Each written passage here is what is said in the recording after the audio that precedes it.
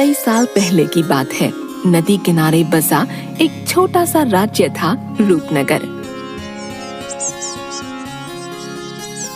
रूपनगर का राजा महेंद्र सिंह बहुत ही मूर्ख राजा थे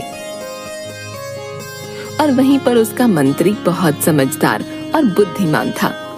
राजा ने अपने राज्य में कई बार मूर्खता से भरे निर्णय लिए, लेकिन हर बार उनका मंत्री अपनी सूझबूझ से उनको सुलझा लिया करता था।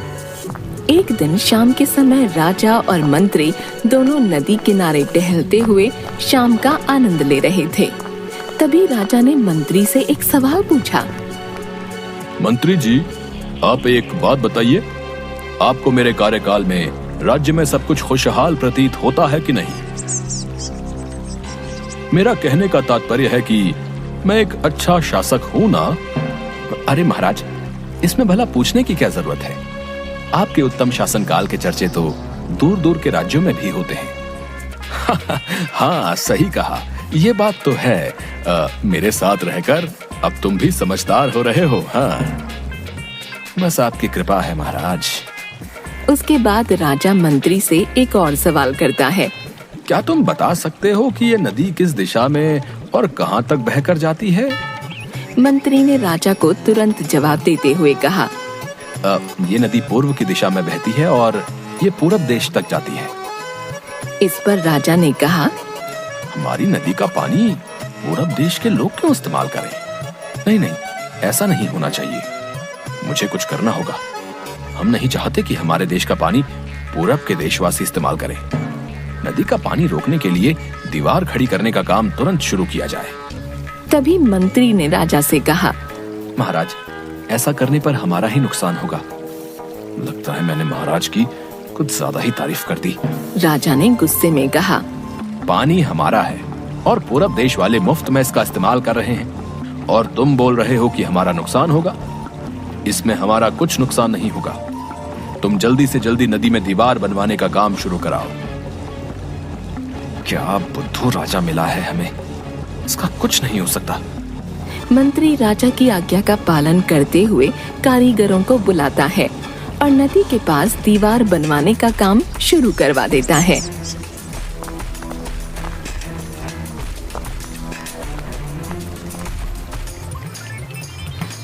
जल्दी जल्दी काम करो सब। महाराज को दीवार जल्दी चाहिए और पता नहीं क्या क्या झेलना होगा इस राज्य में रहकर। नदी में दीवार बनाने का काम तेजी से चलने लगा और कुछ दिनों में दीवार बनकर तैयार हो गई। ये देखकर राजा बहुत प्रसन्न हुए। वाह वाह मंत्री जी, बहुत अच्छे से काम किया आपने, बहुत खूब। अब देखना, हमारा पानी हमारे पास ही रहेगा। देखा है ऐसा बुद्धिमान राजा? पैदाइशी बुद्धिमान।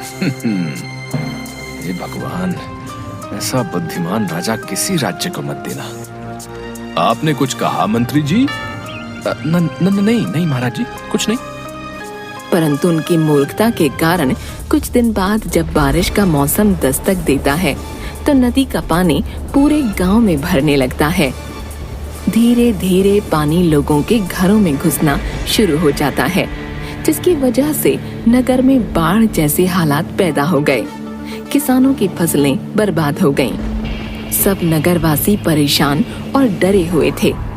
अरे भाइयों, इस मूर्ख राजा की वजह से ये बरसात का पानी अब हमारे घरों में घुस रहा है भैया।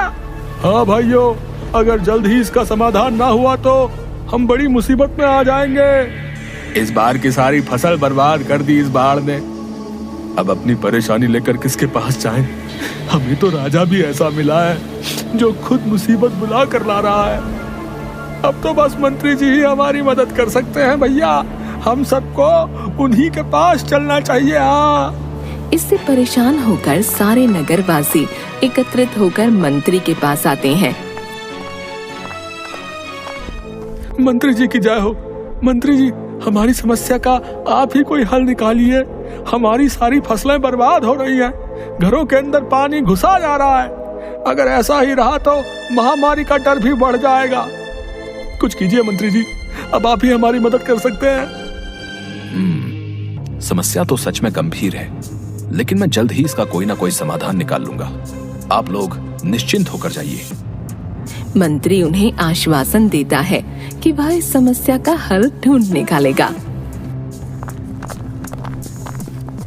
लोगों की परेशानी सुनकर मंत्री समाधान निकालने के लिए एक योजना बनाता है। उन्होंने राजमहल में समय को बताने के लिए घंटा बजाने वाले शख्स को इसमें शामिल किया।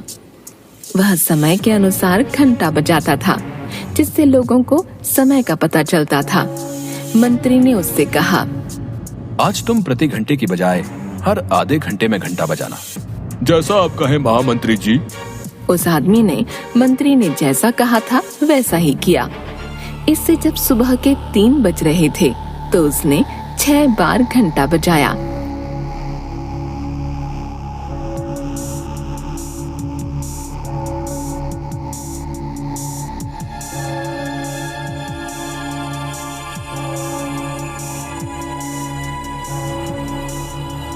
छह घंटे सुनकर राजा और सभी नगरवासियों को लगा कि 6 बज गए हैं और सुबह हो गई है। राजा उठकर बाहर आता है तो वहाँ मंत्री पहले से मौजूद होता है। बाहर अंधेरा देखकर राजा मंत्री से पूछता है, अभी तक सूर्योदय क्यों नहीं हुआ है? राजा के सवाल का जवाब देते हुए मंत्री ने कहा, महाराज, प्रातः काल हो चुकी है, पर हमने पूर्व दिशा वालों के यहाँ पानी को जाने से रोक दिया है, तो शायद इसलिए उन्होंने हमारे यहाँ सूर्य की रोशनी को आने से रोक दिया है। इसलिए सूर्य उदय तो हुआ है, पर हमारे देश तक रोशनी नहीं पहुंची है। ऐसा लग रहा है कि अब हमारे देश में सूरज की रोशनी कभी नहीं पहुंच पाएगी। यह सुनकर राजा चिंता में पड़ गया और मंत्री से पूछा, अच्छा, ऐसा है क्या? तो क्या इसका कोई उपाय नहीं है क्या? ऐसे अंधेरे में राज्य अच्छा नहीं लग रहा है। बताओ मंत्री जी, क्या किया जाए? तब मंत्री उत्तर देता है, महाराज, अगर हम नदी का पानी छोड़ देते हैं तो हो सकता है कि वो भी सूरज को छोड़ देंगे। इससे राज्य में फिर से रोशनी आ जाएगी। राजा मंत्री को तुरंत नदी की दीवार तोड़वाने का आदेश देता है। अरे, अगर ऐसा है तो तोड़ दो दीवार को, हैं? पूरा बासी भी क्या याद करेंगे? किस दिलदार राजा से पाला पड़ा है। छोड़ दो नदी का पानी। वाह महाराज, क्या दिमाग है आपका, कमाल है। मैं अभी दीवार तोड़वाने का आदेश देता हूँ। मंत्री कारीगरों को नदी पर ले जाकर उन्हें दीवार तोड़ने के लिए कहता है। मंत्री जी, क्या सच में दीवार तोड़ देनी है? हाँ, दीवार को तोड़ने का आदेश है।